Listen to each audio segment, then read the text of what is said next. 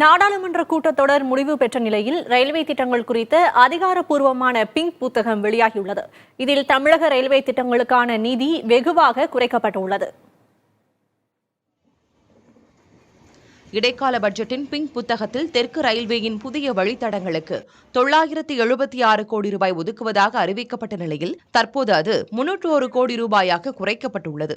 குறிப்பாக திண்டிவனம் செஞ்சி திருவண்ணாமலை வழித்தடத்திற்கு இடைக்கால பட்ஜெட்டில் 100 கோடி ரூபாய் ஒதுக்கப்பட்டிருந்த நிலையில் தற்போது வெறும் 1000 ரூபாய் தான் ஒதுக்கப்பட்டுள்ளதாக தெற்கு ரயில்வே வெளியிட்ட அறிக்கையின் மூலமாக தெரியவந்திருக்கிறது. அதேபோல் அத்திப்பட்டி புத்தூருக்கு 50 கோடி ரூபாய் ஒதுக்கப்பட்டிருந்த நிலையில் இப்போது 1000 ரூபாய் தான் ஒதுக்கப்பட்டுள்ளது.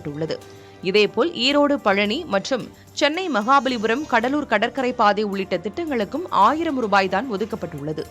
இதனிடையே மோடி அரசின் போலி அரசியல் தற்போது அம்பலமாகியுள்ளதாக எக்ஸ் தளத்தில் நாடாளுமன்ற உறுப்பினர் சு வெங்கடேசன் தெரிவித்திருக்கிறார். பொது பட்ஜெட்டில் தமிழ்நாட்டுக்கான திட்டங்கள் எதையும் அறிவிக்காமல் அப்பட்டமான துரோகத்தை செய்த மோடி அரசு ரயில்வே திட்டங்களிலும் அதே துரோகத்தை அரங்கேற்றியுள்ளதாக சு வெங்கடேசன் விமர்சித்துள்ளார்.